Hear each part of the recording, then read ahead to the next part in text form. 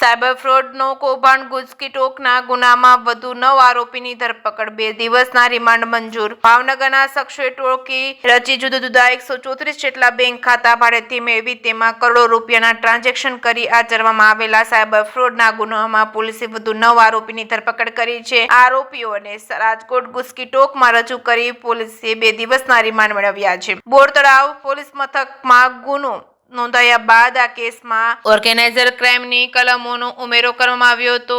₹21.37 કરોડના શંકાસ્પદ ટ્રાન્ઝેક્શન અને ક્રિપ્ટો કનેક્શન પોલીસ તપાસમાં બહાર આવ્યું છે. આ ટોળકીએ જુદી જુદી વ્યક્તિઓના બેંક એકાઉન્ટ મેળવી તેમાં સાયબર ફ્રોડના નાણાં જમા કરાવ્યા હતા. કુલ 134 બેંક એકાઉન્ટ મારફતે ₹21,37,22,177ના ટ્રાન્ઝેક્શન થયા હતા. આરોપીને ઓનલાઈન બેન્કિંગ દ્વારા નાણાં અલગ અલગ ખાતામાં ટ્રાન્સફર કરી ક્રિપ્ટો કરન્સીમાં કન્વર્ટ કરી લેતા હતા. છેતરપિંડીના આ નાણાં ચેક કે એટીએમ મારફતે ઉપાડી સગે વગે કરી દેવામાં આવતા હતા. છેલ્લા 3 વર્ષથી આ ટોળકી ભાવનગર, રાજકોટ, અમદાવાદમાં સક્રિય હોવાનું જણાવ્યું હતું. મુખ્ય સૂત્રધાર દશરથ હજુ પણ પોલીસ પકડથી દૂર છે. સમગ્ર કૌભાંડનું માસ્ટરમાઇન્ડ દશરથ રામજી ધાંધલિયા હજુ ફરાર છે.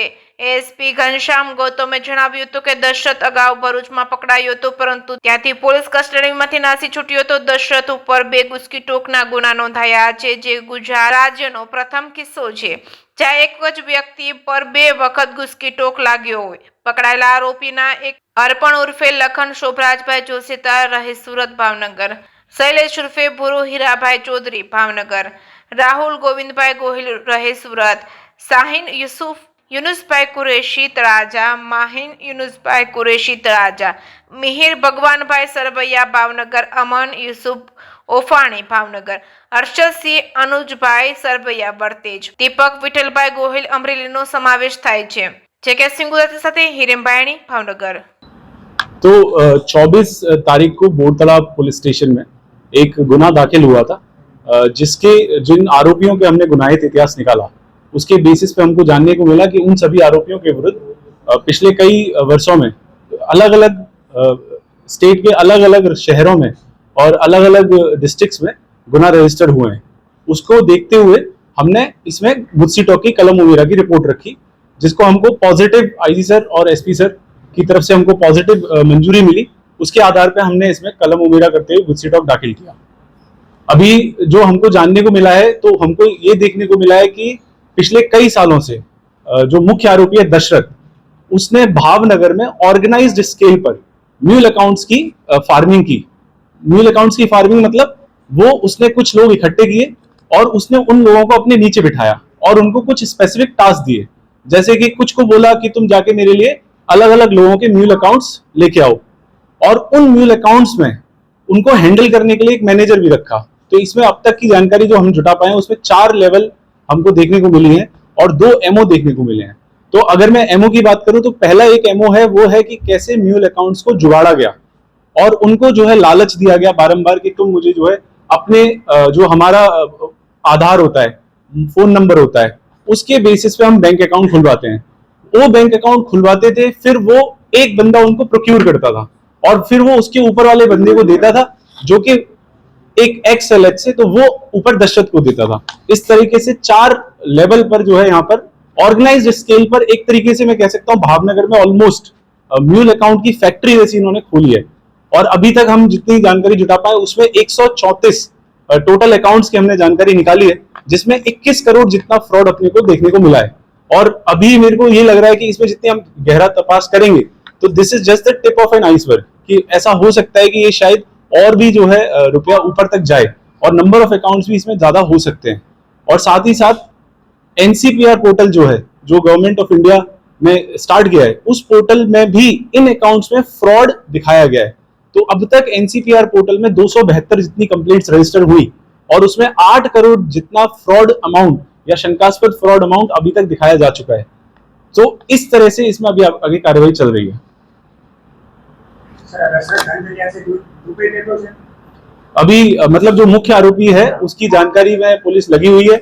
अब सबसे इंपॉर्टेंट बात यह है कि जो दशरथ है वो शायद गुजरात का, जितनी मैंने जानकारी मुझे पता है, शायद गुजरात का पहला ऐसा इंसान है जिसके ऊपर 2 गुजकीटोक दाखिल हुए हैं. भावनगर के उसके सिवा बाद में कोई लोग हाँ, तो जो अब देखो इसमें क्योंकि दो एमओ है, एक है कि मेरे पास मेरा अकाउंट है, इस अकाउंट में पैसा कहाँ से आ रहा है और पैसा कौन निकाल रहा है, जो थोड़ी देर में आपको मैं एमओ समझाऊंगा, उसमें मैं एक्सप्लेन करूंगा कि कैसे एक अकाउंट में दो एमओ चलाए। तो जो पैसा आ रहा है वो अलग अलग राज्यों से आया है, जैसे तेलंगाना से भी आया है, महाराष्ट्र से भी आया है, मतलब ये हम एनसीपीआर पोर्टल से जुटा पाए हैं। तो जो मतलब जो पैसा आ गया अकाउंट में, उस पैसे को क्लेम कर मतलब एनसीपीआर पोर्टल पर टैग कर दिया कि ये एक फ्रॉड अमाउंट है। ऐसे कोलकाता से आया है, हरियाणा से आया है, बहुत सारी जगह अलग अलग राज्यों से आया है। और दूसरा जो एमओ है वो है पैसे निकालने का, और ये दोनों ही एमओ दशरथ रन करता था और उसके नीचे उसने ऑर्गेनाइज्ड स्केल पे अलग अलग लोगों को इस चीज के लिए निमणूक किया था। अभी तक टोटल इस गैंग में हमको 10 आरोपी देखने को मिले, जिसमें दशरथ जो मुख्य आरोपी है वो अभी तक फरार है, जो कि भरूच पुलिस की कस्टडी से फरार हुआ था और उसमें गुना भी दाखिल हुआ था वहां पर, और उसी पर 2 गुस्सी टॉक भी हुए हैं और 9 जो आरोपी हमने पकड़ लिए हैं, बाकी के 9 आरोपी हमने पकड़ लिए हैं, अटक कर लिए हैं। पॉसिबली हो सकता है। अकाउंट खोले जाते थे वो जो आम आदमी है उसको किस तरह की कमीशन की लालच दी जाती है? हाँ, तो इसमें जो आम आदमी है उसको बोला जाता था कि हम तुमको जो है इतने पैसे देंगे, इतना कट देंगे, उस हिसाब से इसमें चलता था। तो उनको खरेखर मतलब लालच दिया जाता था कि आप जो है ज्यादा से ज्यादा अकाउंट मेरे लिए खुलवाओ। तो मैंने अभी तक एक दो अकाउंट हमको ऐसे भी मिले जिसमें एक बंदे ने जितने पॉसिबल अकाउंट हो सकते हैं वो खुलवाए। यानी कि अगर मैं अगर इसमें मतलब जुड़ा हुआ हूँ तो मैंने 8 बैंकों में अपने अकाउंट खुलवाए, लेकिन वो कौन है, वो तो एक ड्राइवर निकला। अब ड्राइवर तो 8 अकाउंटों का क्या करेगा पहला, और दूसरा एक महीने में 20 लाख 25 लाख का ट्रांजेक्शन वो कैसे कर रहा है, वो सबसे इंपॉर्टेंट मुद्दा था हमारे लिए भी। इसी के बेसिस पे हमने एफआईआर दाखिल करी और आगे काम किया। सर, ये जो लोग हैं जो अकाउंट में कमीशन लेते थे उनके खिलाफ कोई कार्रवाई हो सकती है? उनके खिलाफ भी हो सकती है अगर ये जनाने को मिला कि ये इस गैंग का पार्ट थे। सर, बैंक में कोई कर्मचारी अभी तक की जो हमने तपास की उसमें अभी तक हमको देखने को नहीं मिला है, पर अगर आगे हमारा जो है ये रोल रहेगा कि बैंक का भी अगर इसमें रोल है तो उसको हम आइडेंटिफाई करें और उसमें जो लॉ मतलब जो भी लॉ बोलता है उसके अकॉर्डिंग हम कार्रवाई करेंगे। अभी मैं एक काम करता हूँ, थोड़ा एक एमओ समझा देता हूँ, उसके बाद फिर आपके जो क्वेश्चंस होंगे मैं सारे क्वेश्चंस का उत्तर दूंगा। Thank you. एक गुजरात सूरत में दाखिल हुआ है और एक हमारा दाखिल हुआ है।